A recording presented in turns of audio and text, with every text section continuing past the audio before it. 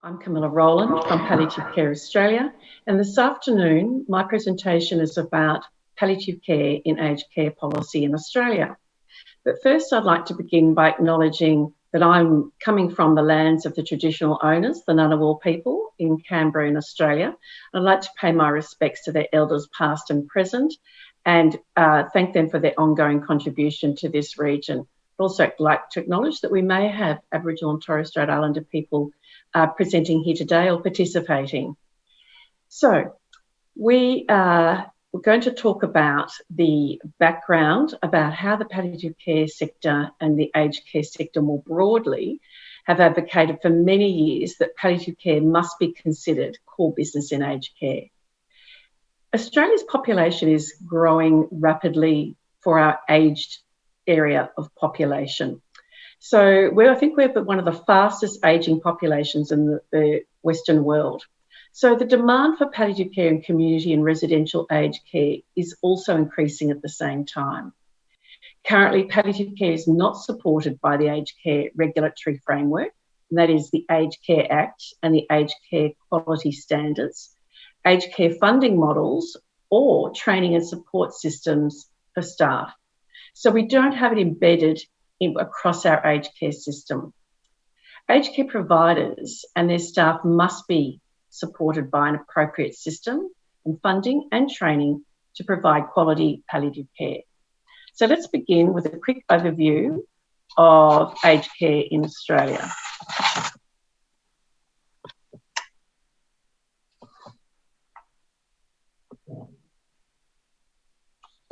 Sorry, my slides are not moving along. There we go. Oops. What we know is that palliative care must be core business in aged care. The Australian population is ageing and more people are using the aged care services. What we want to really highlight here is that as Australia's population ages and the number of people in aged care services increase, the demand for palliative care in community and in aged care facilities is going to increase dramatically. We also recognise that older Australians are addressed through a number of ways: in home care, in residential care, and in transition care.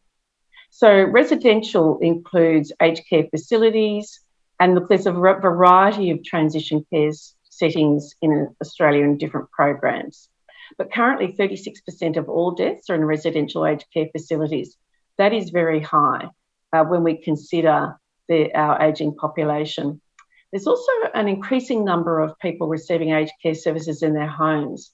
So between June 2011 and June 2021, so over the last 10 years, the number of people using home care has increased more than threefold. The people entering residential aged care are a significantly older cohort, with over 59% aged over 85%. Aged over 85 years of age. And we call that the old sector of our ageing population. Data indicates in 2020 and 2021 that 4,500 people were recorded as needing palliative care and aged care facilities in Australia. But that only represents 1.9% of all residents in Australia. There is no data on the delivery of palliative care in home and transition care.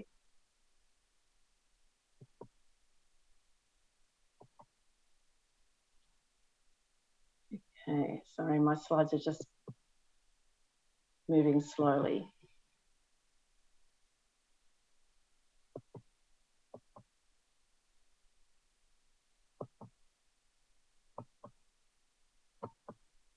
Just moving along. Just having some difficulties getting my slides to move. Here we go. Let's try that. Okay, so let's talk about funding. Sorry about the technology. Sometimes systems are very, very slow. Okay, so the aged care funding is a very interesting area because we understand it's not supported by any policy legislation and standards, as we talked about in Australia. And it's generally only provided in the last days or hours of life. So it does vary from state to state in Australia as to how that's administered. But generally what we do know, it is in the last hours or days of life, which is not what palliative care is all about. Palliative care is about impeccable assessment from any time from diagnosis and as the person needs that in their patient journey. If we look at the palliative care funding, the palliative care program involving end-of-life care where ongoing care will involve very intensive clinical nursing and or complex pain management in the residential setting. Those are the two main indicators where palliative care is funded and is provided. There is no additional funding provided to support any delivery of palliative care in home or in transition care at this time for older people. Further, palliative care services and support should be provided by our health system. And so we're going to explore in quite a number of detailed sections about how the struggle is continuing in Australia to access health services.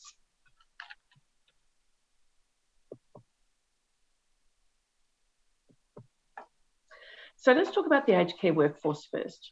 There's no compulsory palliative care training in Australia. At this stage, there are no requirements for any sort of minimum staff qualification, and we're talking about anything from a personal care worker right through to somebody who is an enrolled nurse or in allied health. So there is no minimum qualification. There are no numbers of ratios, staff to patient ratios or staff to resident ratios, and no particular number of care hours. There are no benchmarks. In fact, there's not even a minimum number of hours for registered nurses on duty, which is of a real concern because registered nurses are usually the ones who supervise the day-to-day care of people in residential aged care. And yet, personal care workers are the majority of the workforce, and we really need them to have some type of benchmark and some type of minimum qualification in palliative care. So we also have an issue in Australia of high rates of part-time and casual work in this workforce, where they move, not just working with one residential aged care facility or one aged care provider organisation, but often staff move between organisations to earn enough money to give them the hours they need to earn enough money for a lifestyle. So we also have an issue where we have a low-paid workforce with limited training, limited English language skills, and limited access to supervision and clinical support.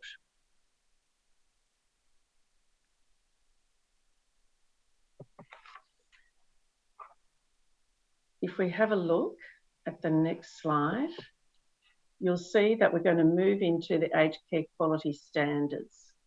I do apologise because my system is moving very slowly and seems to be getting stuck. Let me just try going through a couple of ways to get to that slide. We seem to be having this ongoing issue. There we go. Quality standards and legislation. Within Australia, we have a National Quality Commission that looks at standards for, and we have national palliative care standards in our sector. However, at the moment, those national palliative care standards are not being applied to the aged care sector, and it's under review. So we have a standard in aged care on assessment and planning. We have, and that includes advanced care planning and end-of-life planning if the consumer wishes for that to occur. We have another standard, which is standard 3, where the needs, goals and preferences of consumers nearing the end of life are recognised and addressed. So really, those are the two primary standards that we have to rely on. So what we can see is that there are no references in the Act to palliative care, and this we are hoping will change through some reforms occurring right now in Australia. And those reforms are occurring as a result of a Royal Commission into Aged Care Quality and Safety. I feel like my glitches in my computer have now been resolved, so we should be going smoothly from now on.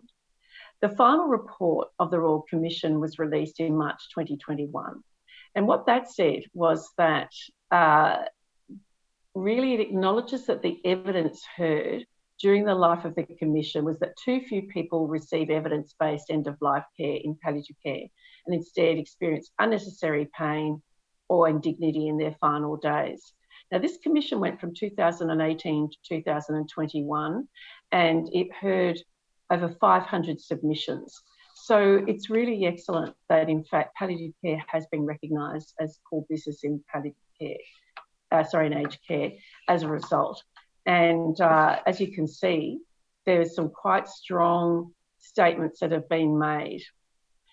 I have to say that throughout the inquiry, what was really interesting was we heard examples where the care provided to people in their last weeks or last days of life was severely lacking and actually fell well short of community expectations. So what were the recommendations?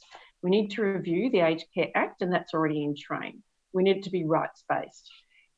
We need to ensure that older Australians are assessed as essential to be eligible to receive Australian government-funded aged care services in-home or in aged care facilities. We need to ensure that currently 36% of all deaths occur in residential aged care, but we need to ensure that those numbers of people are receiving aged care services that are palliative care focused in their homes.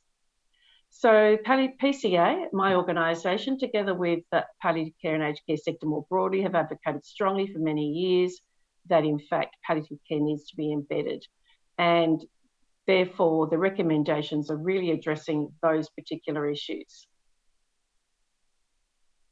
We also talked about training, that staff to receive regular palliative care training and that needs to be embedded as part of the system.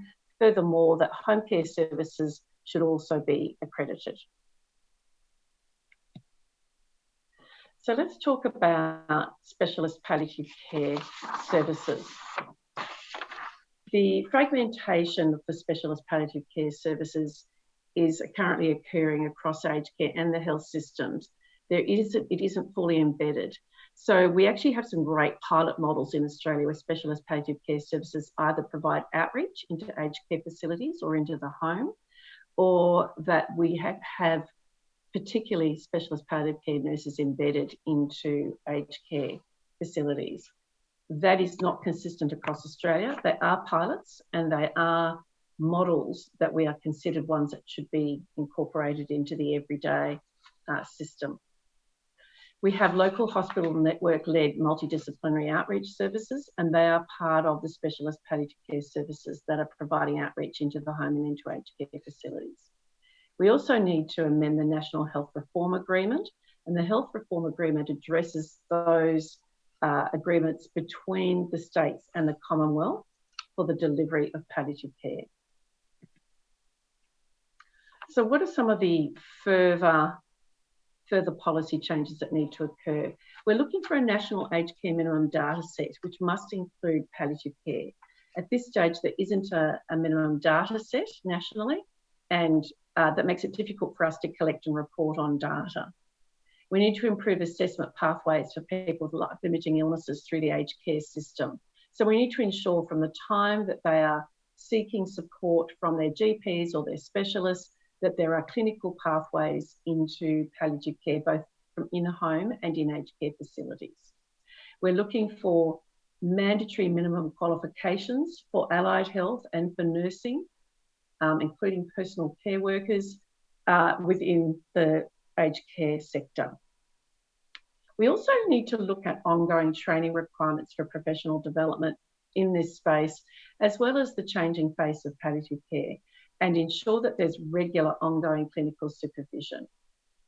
I'd like to highlight that we have an issue with enough funding going into aged care facilities to actually have staff enabled to go and receive subsidised training, scholarships, and funding for backfilling. And that's a major issue for us that is part of our policy framework in terms of, and the modelling of the funding framework. There is often insufficient funds to undertake those basic professional development and supervision requirements that would happen in any other sector. And of course, we need support for what we call remote providers. So in Australia, we're divided into metropolitan, rural regional and remote areas. Those remote areas are often townships or villages that are sometimes a couple of 1,000 kilometres or 1,000 kilometres away from major centres. What we don't have is support for those people who are ageing, who are scattered throughout our remote areas, to access aged care facilities and access palliative care support. So what's next? Well, look, we have ongoing engagement in the aged care reform. Palliative Care Australia sits on many of the national committees and advisory bodies that are involved in considering each aspect of the reform, from the Aged Care Act through to mandatory training. It is a very slow process in Australia. We're hopeful that by October this year we may hear something coming out of our new Australian government about commitment of funding, commitment towards the embedding of some of these reforms into the aged care system. But there is a focus on, at the moment, on ensuring that there are registered nurses rostered on 24 hours a day, 7 days a week in each aged care facility. This is really essential to ensure that there is supervision and that there is adequate symptom identification and management for every person in an aged care facility. With, of course, palliative care, as you know, is holistic by nature, and we look at allied health as well as doctors and nurses involved, and personal care workers and volunteers. But as a minimum, we want to see that there's a registered nurse in every aged care facility. We want to see that there is, as part of our policy involvement with the new ANAC, which is the new funding model, we want to see that there is considerable investment put into the ANAC model, which will be about aged care assessment, which will come into train hopefully towards the end of this year, to ensure that palliative care is embedded as part of the assessment and adequately funded for each individual. We are moving from a traditional model, which only had a minimal attention paid to palliative care, and we're interested to see that this particular ANAC model is considerably widened in scope and in depth of hours and support in palliative care. We really support ensuring that there is priority for referrals for people who are palliative as part of that ANAC model. We also, because we recognise at this stage, if people are only accessing care at end of life in the last weeks, hours, days, that in fact palliative care is being introduced far too late. So that's part of our policy focus as well. So finally, I'd like to just talk about our roadmap. And sorry, our roadmap is something that is on our website at Palliative Care Australia, which is www.palliativecare.org.au. But our roadmap sets out the way for the next 5 years. And it's really a policy document that we've sent to all politicians from all parties. But what we would encourage the new government in Australia to do, that came into place at the end of May, is to say this roadmap sets out all the detailed policies and the aged care elements that we need involved in the embedding of this in the whole policy system, not just in aged care, but in the health system in Australia. So that roadmap really highlights also the key things I've covered, but additionally says that we need to ensure that specialist palliative care and other health providers from other health specialties, such as aged care, work more closely together so that we can see that the aged care sector continuously refers to the specialist palliative care sector for advice and clinical guidance and workforce development as time goes on. So thank you for listening to me today. There's many more details and information we could provide about embedding palliative care in aged care, but I've given the basis of our issues in Australia as well as the solutions. And please let me know if you have any questions. Thank you.